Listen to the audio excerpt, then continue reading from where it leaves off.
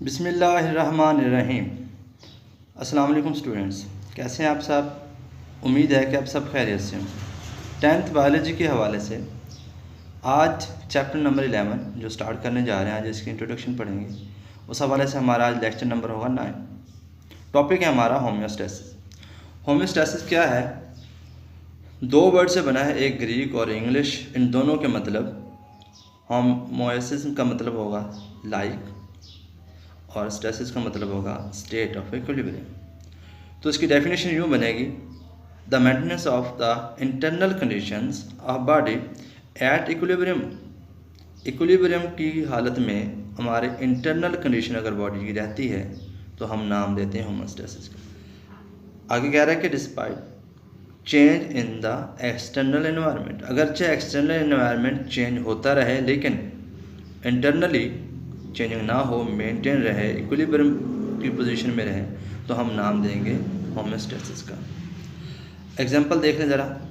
37 degree Celsius आप जानते हैं कि ह्यूमन बॉडी का टेम्परेचर है। अब इससे अगर टेम्परेचर एनवायरनमेंट का बढ़ भी जाए, जैसे कि सर्दियाँ गर्मियाँ होती हैं, गर्मियों में जैसे आजकल का मौसम है, लेकिन हमारा बॉडी टेम्परेचर जो है वो 37 डिग्री सेल्सियस ही रहता है।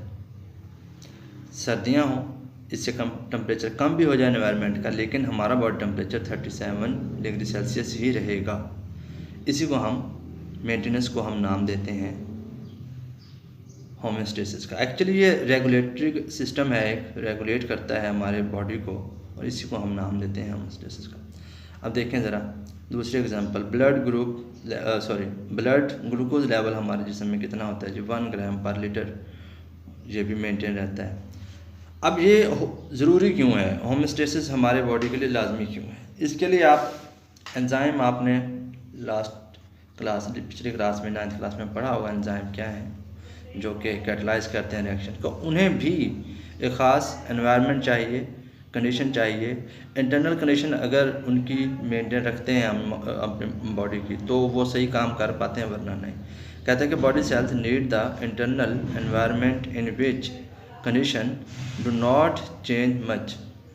ऐसी कंडीशन चाहिए बॉडी सेल्स को जिसमें ज़्यादा चेंज ना हो। Stable internal conditions are important for the efficient functioning of enzyme. Enzyme की बेहतर फंक्शनिंग के लिए भी इंटरनल कंडीशन ऐसी होनी चाहिए जो स्टेबल रहे, चेंज ना हो।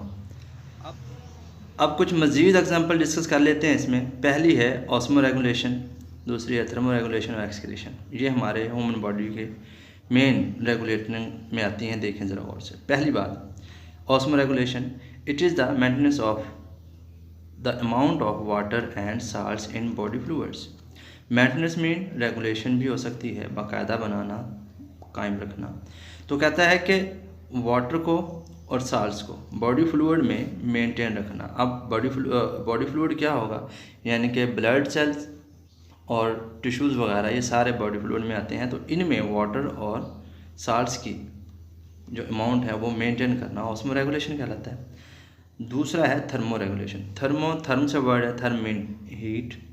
तो the regulation of internal body temperature is called thermo regulation. मतलब टेम्परेचर को मेंटेन रखना या रेगुलेट रखना क्या कहलाएगा? Thermo regulation. मिसाल के तौर पर अभी हमने डिस्कस किया था, जैसे 37 डिग्री सेल्सियस ये हमारा बॉडी टेम्परेचर है, इसे हम मेंटेन रखेंगे।